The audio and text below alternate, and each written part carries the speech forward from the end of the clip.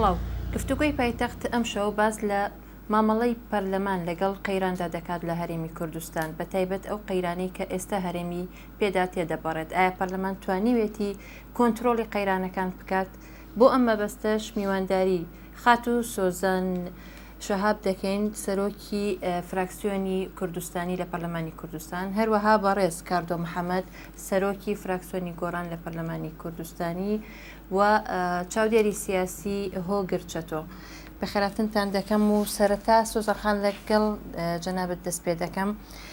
ئایا پەرلەمان توانیوێتی چی بکات لەم بارودۆخی ئێستادا؟ بێگومان طبعا لەسەر لە سەرەتای دروستبوونی ئەزمەکەەوە لە دوای حەڤەی دووەوە پەرلەمانی کوردستان لە 23 دووە دانیشتێکی نەئاسایی بەس لەناو ئەو دانیشتە هەمومان گەیشتینە ئەنجامێک کە بڵێن دانیشتەکان درێژێکی زۆری کێشە و بە هەر هەمومان بە هەموو لیستەکان بڕیارێکمان دەرکرد بە ناوی بڕیاری ژمارەیە کە حەڤە خەڵی لە خۆی گرتبوو. هەر پاشماوەیەکی دوای ئەوەی کە ئەو بڕیارەمان دەرکرد یەکێ لە تەوسیاتی بڕیارەکە دروستکردنی لژنەیەک لەلایەن پەرلەمانەوە کە بچێت ڕاستە و خۆ لەگەڵ خۆپیشاندەرانەدا بنیشێت داواکاری خۆپیشاندەران وەربگرێت ئەوە بوو ئەو لیژنەیە بە سەرۆکایەتی دکتۆر سەباح بەرزنجی و بوونی ئەندامان لە هەموو فراکسیۆنەکانی پەرلەمانی کوردستان هەستان بەم کارە و لە دوای ئەوەیە کە گەڕانەوە هەموو ئەو بڵێن داواکاریە هێنرا دابەش کرا وەک ئەوەی کە وەریان گرت بوو داواکاری هەنووکەیی و داواکاری بنەڕەتی لە دوای ئەوەوە طبعاً تۆ کە ئەو بڕیار حەڤە خاڵەیە و دەرکرد دەبێ دوای ئەو میکانیزمی جێبەجێکردنی ئەم بڕیارە چۆن دەبێ جارێکی تر چەند جارێک طبعاً بۆ ئەوەی کە بگەینە تەوافقێک لە نێوان لیستەکانی نێو پەرلەمان چەند جارێک تەجیل کرا ئەو دانیشتانە هەتا وەکو بڕیاری ژمارە دووتیا دەرچوو بڕیاری ژمارە دوو میکانیزمی جێبەجێکردنی بڕیاری ژمارەیەەکە کەتیایدا دەست بەجێ لە دوای دەرچوونی ئەو بڕیارەوە لیژنەی دیالۆگی نیشتیمانی دروست بوو کە بەداخەوە یعنی خۆی دەبواە لە ماوەی سێ ڕۆژ لە دوای دەرچوونی بڕیارەکە پێک بێت ئێمە لە پێش 22 نەورۆزا بوو هەر پێش 22 نەورۆز بڵین لیژنەکە دروست کرا لیژنەی دیالۆگی نیشتیمانی دەبواە کۆبنەوەی بکردایە لەگەڵ ڕۆشنبیران و نوێنەرانی خۆپیشاندەران و لایەنە سیاسیەکان بۆ دروستکردنی ئەرزێتێک حازرکردنی ئەرزێتێک ئامادەکردنی ئەرزێتێک بۆ ئەوەی کە ئەم دیالۆگە نیشتیمانی هەموو لایەنە سیاسیەکانی هەرێمی کوردستان دەست پێ بکاو بچێتە نیشتیمانی شەکەین بەس ئەمێ بچمە لای کاردۆ باشەکەواتە پەرلەمان توانیوێتی بەکاری خۆی هەستێ ئەی بۆچی تا ئێستا قەیرانەکە بەردەوام من پێم وایە پەرلەمان وەکو دەستگایەکی ڕقابی و تەشریعی کە نوێنەرایەتی خەڵکی کوردستان دەکا کەمە کورتیەکانی یا کەم تەرخەمیەکانی یا خەمساردیەکانی بەشێکە لەو قەیرانە سیاسی کە هەرێمی کوردستان گرتێتەوە یعنی ئەم قەیرانە دروست بووە پەرلەمان ناتوانین لێ بەدەر بکەین لەبەر ئەوەی ئەرکەکانی پەرلەمانیا ئەرچی خۆی کە لە بواری تەشریعی بی یا ڕقابی بی بەنسبەت حکوومەت بی بەنسبەت پاراستنی بەرژەوەندی خەڵکی کوردستان بی نەیتوانی جێبەجێ بکەوە ئەمە جۆرێک لە قەیرانەکانی لە سیستەمی سیاسی قوڵتر کردەوە حتا بە دەرکردنی ئەم یاسای خۆپیشاندان کە یەکێکە لەو قەیرانانێک ئێستا ڕوبەرمەدە ئەو یاسایی کە دەرکەوت بە ئەزمون کە یاسای قەدەغەکردن بوو لە کوردستان دوای ڕوودانی ئەو ڕووداوانەش کە ڕوویدا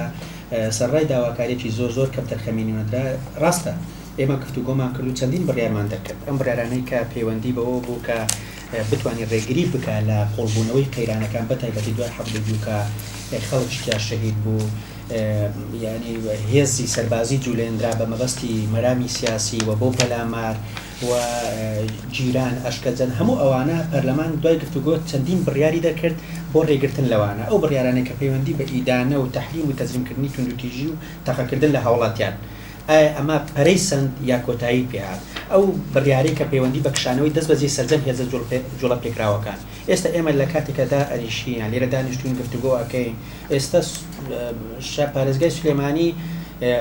سەرباز لە هاوڵاتی زیاترە لە بازاڕەکە یعنی ئەمە ئایا جێبەجێکردنی بڕیارەکان یا قوڵکردنەوەی کێشەکانە ئازادکردنی سەرجەم ئەوانی بە هۆکاری بەشداربوو لە خۆپیشاندەران ئێستا خەڵکی ڕووناکبیری وا لە زیندانە بەوەی یاسایەک کە لە بەرامبەردا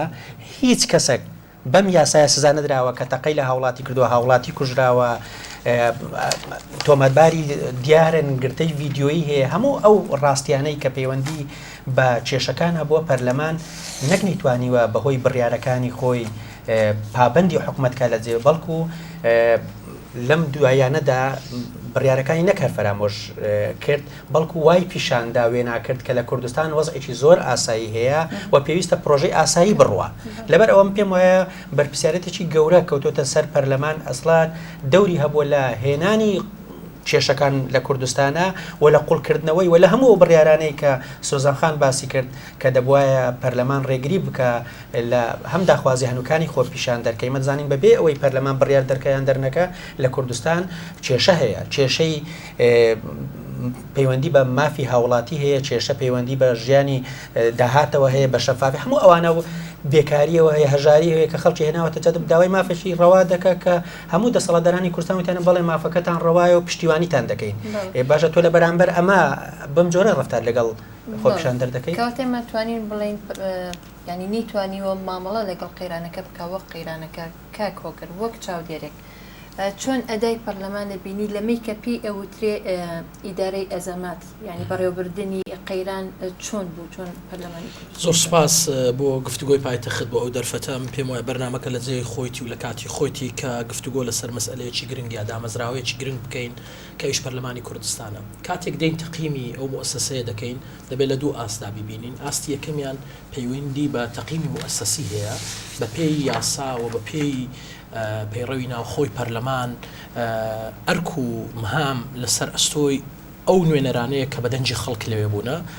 لە ئاستی مؤسسەسی بۆی دووبارەی نەکەینەوە سۆزانخان ئەو هەنگاوانەی باس کرد کە دەرکردنی بڕیارە و حەفدە خاڵەیە پێکێنانی لێژانە و دواتر بە دوواداچوونی ئەو با بڵێن حاڵەتانەیە لەگەڵ ئەو ڕەوش و بارودۆخی کە لەناو خودی بەرلەمان هەیە بەشی دووەمی کە من پێم وایە ئەوە زۆر گرنگە و غائبە ئەویش پێی دەگوترێ هەڵسەنگاندنی کەسیە ئەو کەسانی کە لەناو مؤسسەی بەرلەمانینە وەکو بەرلەمانتار کە بەدەنجی خەڵکدا هاتوونەتە با بڵێن ئەو پەرلەمانە چەند لە ئاستی کەسیش دەور دەبینن ئینجاوی کە من با بڵێن واقعبینانەتر قسە بکەین و بینەری کوردستان و حقیقەتە دەزانێ بەرلەمانی کوردستان حکومەت مؤسسە و دامەزراوە شەرعیەکان هێشتا لەژێر ڕەحمەتی بڕیاری حزبیدایە هەمومان دەزانین ئیرادەی سیاسی بڕیارە حزبیەکان بەهێزترن لەو ئیرادە مؤسسیەی کە هەرێمی کوردستان پێ تێپەڕدەبێت بۆیە بە بۆ چوونی من باشتر وایە با بڵێن کاتێک لە ئاستی تەقیمدا دەبین خاریتەکە یا واقعی حال بە جوانی بخوێنینەوە ئینجا لە سەرزەوی ئەو واقعە ئەو ئەرک و ڕۆڵە بدەینە ئەو مؤسسەیە کە دەتوانێت ئەنجامی بدایاننا بۆ نمونە ئەگەر ئێستا پەرلەمانی کوردستان حەفدە خاڵی دەرکردو نابێت تەقە بکرێ نابێت خەڵک بگیرێ هەمووی دەگیری و کەسی ژیانی ڕناگرێ وەڵام خودی پەرلەمانتار لێدرێ خودی پەرلەمانتار ئەگەر ئەمڕۆ لە هەولێر بێتە خوارم خۆپەشاندان بکە ممکنە معرض بی بۆی بژگیرێ بە چی ئاسایەک بە چ پێوەرێک من پێم وایە بەو پێوەرەی کە بڕیارێکی حیزبی لە سەروی ئەو مؤسسانەوە دەدرێت بۆیە بە تەسەووری من ئەلێرە ڕۆڵی تاکە کەسەکانی ناو بەرلەمان زۆر گرنگە بۆ زەختکردن لەسەر ئیرادەی سیاسی بۆ مەکتەبی سیاسی حیزبەکان بە ئاراستەیە کە على الأقل لەگەڵ ڕۆڵە مؤسسەسیەکەیەک بگرێتەوە کاتێک حەفدە خاڵ دەبێت پەرلەمان نەیتوانی ئیداری و ئەزمەیە بکات لەبەر ئەوەی کە پابندن بە حیزبەکانیان ئەگەر ئەو قەولە یەکجار بە ئیطلاق وا بکەین بڵێن پەرلەمان ناتوانێت یان نەیتوانی و ئەو ڕۆڵە بجێڕێ دەبێت بەڕاستی جیهەتێک هەبێ لە دەرەوەی بازنەی پەرلەمان لە ناو خودی بەرلەمان تەقیمێکی مؤسسی بۆ ئەدای پەرلەمان بکات تا ئەو بڕیارە بدا ئەم مەسئلەیە نسبیە پەرلەمان لە هەندێک شوێن هەندێک بڕیاری داوە هەندێک خاڵی دەستنیشان کردو کەس ناتوانێت بڵێ وڵاوە کاری باش نییە هەر دەستنیشانکردنیەوەی تەقە لە خەڵک نەکرێمە کارێکی باشە بەڵام کاتێک دێین و باشە بەس بۆی نییە پێ بڵێن پاداشتە مە واجبێتی چونکە نوێنەرایەتی خەڵک دەکات بەڵام لەگەڵ ئەوەی وەکو باسم کرد واقعی حالێک هەیە لە خودی هەموو پەرلەمانتارەکان بپرسی سیاسەتی خارجی کە یەکێک لە بنەماکانی ڕۆڵی پەرلەمانە لە پەرلەمانی کوردستاندا دەڕێژرێ خۆ علاقی بۆ ئەزمەیە نییە لێپێچینەوە لە ئەدای حکومی و ئەو هەموو بارودۆخی کە لە هەرێمی کوردستاندا هەیە لە پەرلەمانتاری لیستی کوردستانی پرسین پێش ئەوەی ئەوانی تر ئایا لە ئاستی تموحی پەرلەمانتارەکاندایان نەخێر بەتەسەوری من هێشتا ئەو مؤسسەیە ئەو شوێنە نییە کە ئەو ئەرکە قورسەی لەسەر بار دەکرێت بە پێچەوانەوە بە بۆچوونی من ئەم سراعە کاتێک دەبردرێتە مؤسسەیەک کە لە قودرەتی ویدانێ مؤسسەکەش تێدەگڵێ لە سراعەکە و دەبێتە بەشێک لە ئەزما بەشێک لە تێوەگڵان ئەوەی کە ئێستا لە ئەدای پەرلەمان هەرەوەنی ئەدای باش نەبووە هێدی ئەدای دەچێتە خانەی نێگەتیڤ و ڕۆلی لەسەر تاکەکان و خۆپێشاندەرێک و مؤیدی حیزبێکی سیاسی ئێستا بەرەو سەلبی دەڕوانەک بەرەو ئیجابی بەپێ واقعی هەیە. دواتر بەڵام سۆزان خان لە قسەکانی کاکۆگەر پێ دەچێت کە پەرلەمانی کوردستان حیزبەکانیان لە دەرەوە بڕیاری بۆ دابنێ و ئەو لە ناو پەرلەمانە تەنفیزی بکات تا ئەمە چەند ڕاستە ینی زۆر جار ئەم گلەیە لە پەرلەمانتاران نەکرێ بۆ نمونە گۆڕان زۆر جار ڕخنە ئێوە ئەگرێ کە یەکێتی و پارتی لە مەکتەب سیاسیەکانیان قرار دەرەکەن یەت بۆ پەرلەمان کە ئێستا بە هەمان شێوە گۆڕانیش لە گردەکەی سلەیمانی زۆر جار قرارات دەرەکرێ و ئەمە کولتورێکە ینی من کولتورێکە من حەزەکەم لێرە زۆر بە ڕاشکاوانە باسی لێوە بکەم ینی ئێمە مادام هەڵسەنگاندنە باشەکان وەکو خۆی باس بکەین ئەمە کولتورێکە لە وڵاتێکە کە هێشتا کیانێکی مستەقڕی نییە و هاتنی حیزبەکان لە مەرحەلەی شۆڕژگێڕیەوە بۆ مەرحەلەی حکومڕانی کارێکی کردووە کە ئەو مافە بن بە خۆیان کە ئەوان بن ساحێبی هەموو شتەکان ئەوان بن بڕیاردەر ئەم حاڵەتە من لەگەڵ هەموو ڕێزێکمان بۆ هەموو حیزبەکان وەکو یەکوایە من ناڵێم یەکێتی وانیە و پارتی وایە یەکێتی وایە و گۆڕانوانیە نەخێر ئەمە هەمووی عیلاقەی هەیە بەسەر ئەو باگراوندە شۆڕژگێڕانەی کە تۆ پێی هاتیتە سەر حکم ئێمە وەکو چی وایە یعنی ئێستا وەکو ئەو وایە ئێمە لە پێشا دەوڵەتی مؤسساتیمان نەبووە و ئەم حیزبانە لە هەناوی ئەو دەوڵەتە مؤسساتیە دروست بوو بێتن و بە شێوازێکی مەدەنیانە و بە شێوازێکی ینی شێوازێکی زۆر مەدەنیانە بیر بکەنەوە کە ئەو مافەنەیەن بە خۆیان تەداخل لە مؤسساتی دەوڵەت بکەن بەعکسەوە لە پێشە حیزبەکان بوونیان هەبووە لە دواییە قەوارەکە هاتووە لە دواییە مؤسساتەکان هاتووە لەبەر ئەوە هەموو یەکێک لەو حیزبانە کەیت قسەی لەگەڵا ئەەکەی لە باسی خەباتەوە لە باسی شۆڕژگێڕیەوە هیچیان کەمیان نەکردووە لەبەر ئەوە بە مافی خۆیان نەزانن ئەو مؤسساتانەی کە هەن دەبێ لە ژێر کۆنتترۆڵیان نابن ئەو بڕیارانەی کە دەرەچێت نابێت لە دەرەوەی کۆنتترۆڵی ئەوان بێ من ئەڵێم کاتی ئەوە هاتووە ئێمە زۆر بە ڕاشکاوانە هەموو یەکێک لە ئێمە پێویست ناکە لە هەرچی حیزبێکە یعنی هەرچی حیزبێکا بین بە هەموو بزوتنەوەکانەوە بە هەموو حیزبەکانەوە بە هەموو ئەوانەی کە هەن لەسەر ساحەی سیاسی هەرێمی کوردستان پێیان بڵین بە سیاسیەکان بڵین واز لەم ڕۆڵە بێنن دابنیشن ئێوە سیاست لە دەرەوەی ئەم مؤسساتانە بکەن و بێڵن ئەو سیقەی کە یاوتانە بە نوێنەرانەی خۆتان ئەو سیقەی کە یاوتانە بە خەڵکەکە وازیان لێ بێنن باکارەکانی خۆیان بکەن ئەمە دەبێ ببێتە پەیامێک بۆ ئەوەی ئەو بەڕێزانەتێ بگەن هەرچەند ئەوان تەداخلیان کردووە لە کاروباری مؤسسات وەزعەکان دایمە بەرەو تەنگەژە ڕۆیشتووە بابێنە لای گۆڕان ینی ئەندام پەرلەمانانی گۆڕان لە مەسلەی بەیاننامەکەی 21 گۆڕانە لەکوێ بوون ینی ئێوە لەگەڵ ئەوە بوون ئێوە بە بڵین گفتوگۆ لەگەڵ ئێوە ئەم بڕیارە بەرهەم هاتیان ئەوان خۆیان ئەو بڕیاریان دەرکرد و دواتر بە ئێوە وترا ئێمە قسە لەسەر واقعێک دەکەین لەسەر سیستەمی سیاسی لە کوردستان دەکەین ئەو بەیاننامەیە پەیوەندی بەم تێڕوانینی بزوتنەوەی گۆڕان بوو بۆ ئەو کێشە و گرفتانەی کە لە سیستەمی سیاسیدا هەیە ئەمە بزوتنەوەیەکی سیاسیە ڕووی لە هێزە سیاسیەکان کردووە و ڕوئیای خۆی بۆ چارەسەرەکان بەم شێوە دەربڕیوە ئێمە من تاکیل لە قسەیەکە کەمەوە کە پەیوەندی بە کاری مؤسساتی ئێمە هەیە لە وڵاتی ئێمەدا لە سیستەمی ئێمەدا کاری دامەزراوی نییە وڵات دامەزراو نییە ئەمەش وای کردووە کە بڕیارەکان لە ناوەندێکی کە دێن کە بڕیاری سیاسین بۆ بزوتنەوەیەکی سیاسیش ناچارە ڕوئیای خۆی یا پرۆژەی خۆی بۆ چارەسەرکردنی ئەو کێشە قوڵانەی کە لە سیستەمی سیاسی دەیە ڕووی لەلایەنە سیاسیەکان بکە ڕاستە ئێمە فراکسیۆنێکین لە پەرلەمانی کوردستان و پابەندین بەو پەیامەی کە بزوتنەوەکەی بەڵام دڵنیا بە ئێمە سەر بەکو جەنابەت ئیشارکە کەمە کولایەنەکەینتر ئەسڵەن ئێمە ویستومانە ئیتر ئەم تەقلیدە لە سیستەمی سیاسی کوردستان بگۆڕین ئیتر سیستەمی چاکسازیێکی بنەڕەتی بۆ شێوازی حکم بینە پێش کە دوور بێ لەو بڕیارانەی کە لە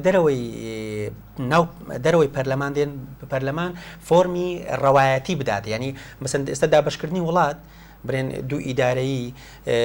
کە مؤسساتەکان یەک ناگرنەوە جۆرێک لە کاری پەرلەمان کە وەکو کاکەوریتی ڕۆڵی نێگەتیفی دەبینێ ڕووکەشی فۆرمێکی قانونی دەداتە ئەو شتە ناڕەوایانەی کە لە وڵاتەکەی ئێمە بڕێوە دەچی بەڵام بۆ بە خاڵی تری کە پەیوەندی بە هەڵوێستی شخصەکانە یا بە متمانەی شخصەکانە لەگەڵ جەماوەرەکەی خۆی ئەمە ئێمە لە چەندین تەجروبەی خۆمان کە بۆ تاکەجار سەرۆکی حکومەت و وەزیری پێشمەرگە وەزیری ناوخۆهات ئێمە دیتمان لە بەردەم ئەم قەیرانانە لە بەردەم ئەم پابەند نەبوونی حکومت لە چارەسەرکردن کێشەکان لە بەردەم وەڵام نەبوونیان بۆ ئەو هەموو گرفتەی کە لە کوردستان ڕوودەدا چ بۆ هێرشبردنە سەر میدیای ئازاد لە تاقەکردن لە گرتن لە کوشتن لە گرتنی ڕووناکبیر و ئەشکەجان ئەمە لە چی یاسایەکی دنیا هەیە تۆ ئەم ڕووناکبیرە دیارانە بگری کە لە سەرەتای ئەم دۆخەی ئێستا بە هەڵوێستێکی مەدەنیانە شارستانیان ڕخنەیان ئاراستی ئەو دەسەڵاتە کردەوە ڕۆڵیان هەبووە تۆ ئێستا بیانگری و ئەشکەنجەیان دەیت لە بەرامبەر ئەم سیاسەتەی کە حکومت دەیکەوە پابەند نابێ بۆ بڕیارانەی پەرلەمان دەرێکا تۆ بە چەپڵە پێیان بڵێ کە ئەمە خۆی ناقانونیشە بڵێ متمانەت پێدەبەخشمەوە ئەمە هەڵوێستی ئەنی ئینسان ڕوبەڕووی ئەم کەلتورە دەبێتەوە ئەم هەڵوێستە کەسیانە دەبێتەوە ناڵێم هەمووی ینی تاکوتەرایەتیایە هەڵوێستی ڕوون بوو و دیاریش بۆ هیچ فشارێکی لەسەر نەبووە لەبەر ئەوەی ئەم پێم وایە ینی ئێمە پێویستە هەمومان دان بەوە دابنێن کە بڵێ چارەسەرێکی بنەڕەتی لە سیستەمی سیاسی کوردستان پێویستە دەبێ هەموو لایەک پشتیوانی بکەن کە ئەمە خواستی جەماوەر و خواستی شەقامە و دەستبەرداریشی نابێ باسی واکە کەمە خواستی جەماوەرە ینی خۆ ئەو جەماوەرە هەم جەماوەری یەکێتی و پارتی ڕەنگەتیان نەبێت ینی کە بۆ نمونە لە هەولێر خەڵک دەرچوو کە تەئیدی سەرۆک بارزانی و کەواتە تۆ وەک کە لە دەرەوەی پەرلەمانی چۆن ئەبینیت ئایا پەرلەمان بووە بە دوو بەشەوە بەشێک ئەڵێمە خواستی جەماوەرە و لەگەڵ جەماوەرە خۆی بە دەمڕاستی جەماوەردانی و بەشەکەی تریش نە ئەڵێمە جەماوەری نیە و حیزبی و ئۆپۆزیسیۆن ئەمیدانە زۆر باشە لەوە دەست پێ بکەینەوە جارێککە ئێستا ئاقاری گفتوگۆکە بۆ تەقییمی مؤسسەسی ناڕوە بەقەدەر ئەوەی بۆ تەقییمی تاکە کەسەکانی ناو مؤسسەی چکە ئەگەر تەقییمی مؤسسەسی کێشەی تێدا بێ مؤسسەکە خۆی لەو ئاستە نەبێ دەگەڕێنەوە سەر ڕۆلی ئەو کەسانەی کە لەوێن چونکە ئێستا بە ئاشکرا لە شەقامی کوردی قسە لەسەر ڕۆلی تاکەکان دەکرێت قسە لەسەر سەرۆکی پەرلەمان دەکرێت قسە لەسەر جێگرەکەی دەکرێت ڕۆڵیان چییە بۆ هێوەرکردنەوە یا بۆ توندکردنی بارودۆخەکە کاتێک دینە سەر ئەوە من بەڕاستی لەو قسەی سۆزان خان ئەو باسیەوەی کرد دەبێت حیزبەکان بوەستن یا متمانە ببەخشنە کوتلەکانی خۆیان بۆیە ئەو ڕۆڵە بجێڕن کە لە مؤسسەکە پێیان درراوە نەگۆکو کەس وەک مؤسسە ئەمنەوە ناڵێم ڕاستی لە دنیای دیموکراسی لە پەرلەماناتی پێشکەوت و مثلەن حیزب ڕسمی ڕێڕەوی کارکردنی بەرلەمان و کوتلەکەی ناکە کوتلەکە ڕسمی سیاسەتی حیزبەکەی دەکەن لە ناو بەرلەمان یعنی کوتلە ئەوەندە مەساحەکەی لە پێش ینی بەواتایەکی کە بڵێن بۆی بینەر تەواوان لە چەمکەکەی ئێمە تێبگا ئەوەیە کاتێک گۆڕان دەیەوێت بڕیارێک لەسەر پەرلەمانی کوردستان لەسەر یاساکان بدا کوتلەکەی بڕیار دەدا و حیزبەکە بانگشتی بۆ دەکات عکسەکەی نییە لە کوردستان بە سەراحەت بە ڕاشکایی بڵێن ئەمە تا ئێستا ئەو ممارەسەیە نییە ئەمە پەیوەندی بە خودی بەرلەمانتارەکانیشێ لە ڕووی کەسیەوە چونکە ئەمە دەبینین لە دنیا کاتێک بۆ نمونە وڵاتێکی دیموکراسی دەکەوێتە بەرهێرشێک کوتلە و شت نامێنێ سەرکە لە ئەمریکا کاتێک قەزیەک پەیوەندی بە ڕەشپێستەکان هەیە ڕەشپێستی جمهوریەکان و دیموکراسیەکان هەمویان دەنێک خانە چونکە مەسەلەکە پەیوەندی بە ڕەشپێستی هەیە من پێم وایە ئەوەی تا کاردۆ گوتی کاتێک قەزیەکە دەبێتە مەسئلەی ماف و داخوازی جەماوەر ئێستا لە مەسئلەیەک بە على الأقل لە خاڵە هاوبەشەکان دەست پێ بکەین نەچینە خاڵە دوورەکان کاتێک تاکەکانی کۆمەلگا قسە لە سەرنەمانی گەندەڵی دەکەن پێم وایە مەطلبێکی جەماوەریە مهم نییە بەرلەمان زۆری نەدەیڵە یا کەمینە چونکە ئەوە بۆتە قەزیەیەک لابد دەمێن کاتێک قسە لەسەر دەستەبەری مافەکان دەکەین ئەمە وەکو ئەوە وایە من لە مناسبەی تر باسم کردووە پەرلەمانی کوردستان بە زۆرینە و کەمینە بێ تەنزیمی هەوا بکە خەڵک چۆن هەوا هەڵمژێ ئەمە مافە ئەمە پەرلەمان ناکرێ ئەوە هی ئەوە نییە من بە زۆرینە و کەمینە یەک لایکەمەوە بەتەسەوری من لەو عملیە ئێستاکە بڕێوە دەچی گوزەر دەکا زۆر پێویستە ئەو تاکانە ڕۆڵ بجێڕن بۆ ئارامی بۆ چەسپاندنی مافەکان من پێم وایە لە ناو لیستی کوردستانیش دەیان لەوانە ڕێیان لەگەڵینە کاکە پیاوێکی وەکو ڕێبین هەردی بگرن وگرتن لە ئەسڵدا ئەمری خەزایی دەوێت بەچ ئەمرێک گرتووە ماعادە لە جەریمەی مەشهود یعنی بینی و تەوا کەسێک دەکوژێت تا بیگری بینی و تە سەریقەکەی ئەنجام دەدا تا بیگری ئەگەر لە سەرڕاق من ئێستا مافم هەیە بچمە سەر زادە هاوار بکەم کەما دەمەوێتن بەڵام ئەزیێتی خەڵکیکەنە دەم و خەڵک زعاز لە جەریمەی مەشهود نەبێت ئێستامە خەڵک دەست بەگیر دەکرێت لە هەولێر کە بەناوی ئەوەی کە خۆپێشاندان هەیە تەنانەت حتا لە یاسای خۆپێشاندانیش هەیە دەبێت فعلەکە ئەنجام بدرێت کە ئەنجام درە ئەگەر جێ لە شێوێنی لێکەوتەوە ئەو تۆ دەیگری دەبێ حیمایی بکەی لە ئەسڵ هێشتا کابرا هێشتا نەهاتووە هەر لە جادە دەبی نازانین لێکی ناکەیەوە ئەمە خۆپەشاندەر یا خۆپەشاندەرنی ئازایشە بەتەسەوری من ئەم معادلەیە پێویستی بە خەڵکی بەڕاستی دڵسۆز بۆ ئەو میلەتە هەیە من پێم وایە لە ناو حیزبە سیاسەکان لە ناو هەموو کوتلەکان ئەو نییە میان ڕەو و تونڕەو هەیە تونڕەوەکان دائیمەن بانگەشتەی ئەم مەسئلەی زۆرینە و کەمینە و بایەک لایکەینەوە و با کۆتایی پێبینین کەمینەکان من تەسەوڕ دەکەم لە کوردستان خەمی ئەوەیەتی دیموکراسیت بەبێ ئۆپۆزیسیۆن نابێ بەبێ مانگرتنی شەقام نابێ بەبێ خۆپێشاندان ناکرێ مەسئلەی ئیسلاحات لابد منه ئەمڕۆ دەستی پێ نەکەی بەیانی دەبی دەستی پێ بکەی دوو بەیانی دەبی دەستی پێ بکەی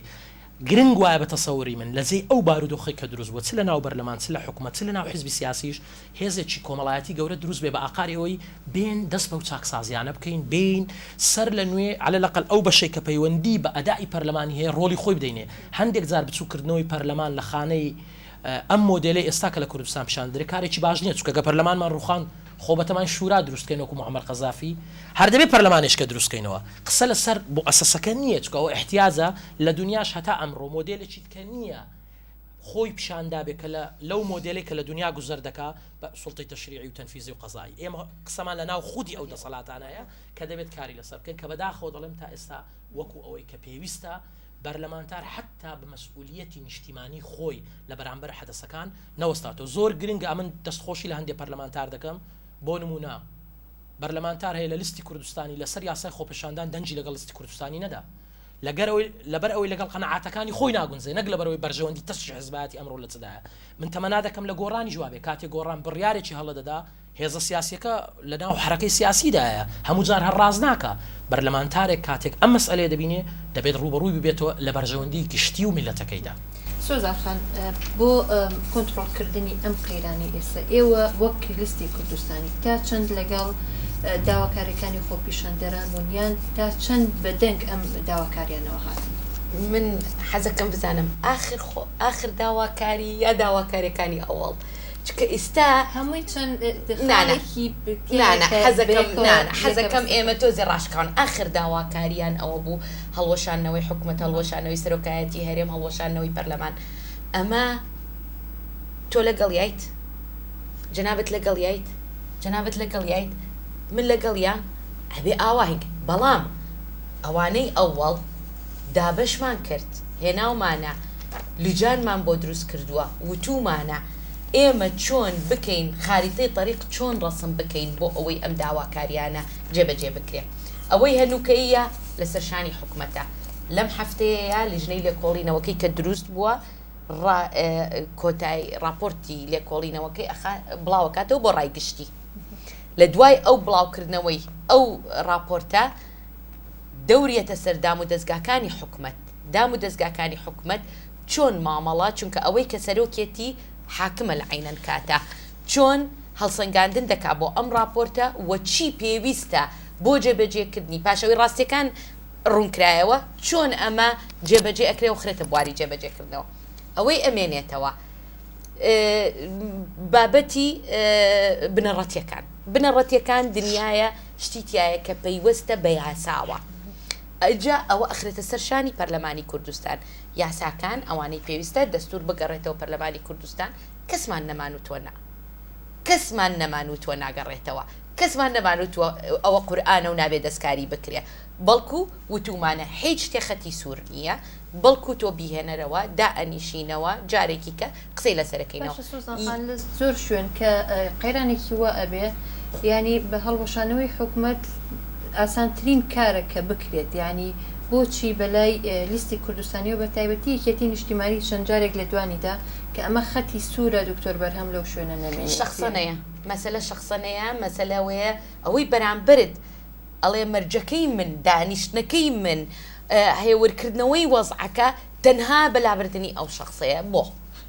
ئایا سیستمەک سۆزان خان ئەتعلیقێکی بچکۆران لەوە كره حکومت لە کوردستان بە زەحمەت دروست بووە هەتا ڕێکەکەون لەسەر شتێک هەڵوەشاندنەوەی فعلا زۆر ئێستا مالیی هەڵوەشێنەوە چۆن دروستی دەکەی بە ساڵێ دوان دروست کراوە عملیەکە لەوەدایە بەڕاست دەبێت واقعی مەسەلەکە ببینی دوای ئەوە تۆ ئەگەر حکومەت هەڵوەشاندنەوە لێ ئاسانتر باشە ئایا ئەگەر تۆ کەسێکی تر دانا یعنی مؤسساتەکان هەمووی تەواو ئەچێتەوە بارودۆخی خۆی وش یعنی ئیتر ئەگەر دکتۆر بەرهەم نەبێ وڵات هەمووی مؤسساتە ئەگەر دکتۆر بەرهەم بێ وڵات بێ مؤسساتە نە ئێمە باشتەکان بەونا سیر نەکەین ئێمە باشتەکان بەوە سیرکەین ڕێک 100% من لەگەڵ قسەکەی کاک هۆگرام خاریطەی طریقمان چییە بۆ حەلکردنی ئەم ئەزمەیە پرسیاری داهاتوت بە ئەوە بێ لێمان بۆ ئەوەی من ئەوەی خۆم بڵێم ئەوەی کاک کاردۆ ئەوەی خۆی بڵێ و ئەمیش وەکو چاودێرێکی سیاسی بڵێ ئایا ئەم خاریطە طریقە فعلەن ئەوەیە کە ئەبێ ئیتر هەمومان دەست بەکاربین بۆ ئەوەی ئەزمەکە حەلکەین من جارێبا لە خاریطەی تاریخ خۆی پەرلەمان بڕیارێکی دەرکرد کە نەخشە ڕێگا دابنێ بۆ چارەسەرکردنی قەیرانەکان تا ئێستا ونە ئەم نەخشە ڕێگایە کە لینە پێچێت دوو بۆ هەڵوەشانەوەی حکومەت ئەم حکومەتەی ئێمە سەرڕای قەیرانەکانی کە ینی بێ ئیرادەیی دەتوانم بڵێم بێدەسەڵاتترین دەستگا لە هەرێمی کوردستان کە حکومەتە ناتوانێت هیچ بڕیارێک جێبەجێ بکە لە حەفدەی دوو ینی دانی بە شکستی خۆی داهێنە لە بانکردنی سەرۆکی حکومەت من پرسیارەکەم لە وەڵام نەدانەوەی 4 میلیارد دلار دیار نەمانە اینجا عەجزی تریلیۆنێک و 554 میلیارە ئەمە حەقنی ئەم سەرۆکی حکومەتە دەست لە کار بچێشتەوە کە لە داهاتی خەڵکی کوردستان ون بێ و ئەمیش سەرۆکی حکومەت بێ قسە لەسەر بە شەخسە نەکردن نییە قسە لەسەر سیستەمەکەیە ئەم حکومەتە شکستی خواردووە لە ئیدارەدان و بەڕێوەبردن بە شێوازێک کە قانون تێیدا سەروەر بێ و ئەم حکومەتە خۆی ئێستا لە ئەزمەیەکە کە ناتوانێت هیچ هەنگاوێک بنێ لە کاتێکە ئێمە بە سەدان و هەزاران هاوڵاتی دەبینین لە شەقامە داوای چارەسەری کێشەکان دەکا ئەم سیستەمەی کە سۆزانخان باسەکە بۆ گەیشتە بەم داواکاری خەڵکی کوردستان هاتە پەرلەمان و ئێمە پەسەندمان کرد لە بڕیاری ژمارە دووە و لە کاتێکە 62 ڕۆژ خەڵکی کوردستان سەدان گەنج هەزاران هاوڵاتی ڕەنگە قسە بکرێت بۆ لە پایتەختانێ ئێمە دەزانین قسەکردن لە پایتەختە ئەمە بەمانەی ڕازیبوون نییە بێدەنگکردن جیاوازە لە ڕازیبوون لەوەی کە ئازادی ڕادربڕین هەبێت لەوەی کە خەڵک داوای مافەکانی خۆی بکە خەڵک داوای چاکسازی بکە خەڵک داوای شەفافیت بکە نەک خەڵک دەسەڵات خۆی دەڵێ بەڵێ گەندەڵی هەیە بەڵێ پێویستمان بە شەفافیەتە بەڵێ مڵک و ماڵ داگیرکراوەی خەڵک ئەمن بۆ نمونەت بۆ دێن ئەم حکومەتە لە مڵک و ماڵەکە چی دەرکردووە هاتووە بڕیارەی دەرکردووە پێشەوەی بگاتە پەرلەمان بۆ گەڕانەوەی مڵک و ماڵە ئەم بڕیاری دەرکردو وای دەرکردووە ینی تۆ لە دوو خاڵی ئاخیرە تێدەگەیت کە ئەمە شتێکی زۆر شکلیە لە نەتیجەدا چۆن ئەو مڵک ماڵی کە دایانەوێ بیدەنەوە ئەو لایەنەی کە ئێستا دەستی بەسەرداگرتووە لەبەر ئەوە بەلای منەوە هاتنی خەڵک بۆ داواکاریەکانی یا قورسکردنی داواکاری یا بەرزکردنی سەقفی داواکاریەکانی دەسەڵاتێک لە 62 ڕۆژە وەڵامی خەڵک نەداتەوە ئەمە لەکوێ ئەم دەسەڵاتە بەرپرسیارەتەکەی لەکوێیە ئەم دەسەڵاتە بۆ نەڕوا کە هەزاران هاوڵاتی لە جادە بێ جوابی نەداتەوە بە عەمەلی کە داخوازیەکەت چییە و من ئامادەی چ پرۆژەکەم هەیە بۆ چارەسەرکردنی داخوازیەکەت هەموو ئەوانە پەیوەندی بە بێباچی ئەم دەسەڵاتەیە لە ئاست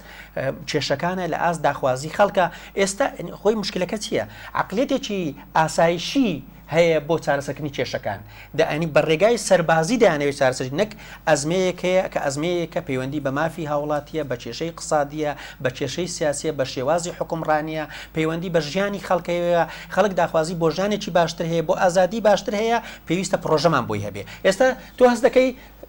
پرۆژەکەی دەسەڵات پرۆژەی بە عسکەر تارکردنە بە بێدەنگکردنە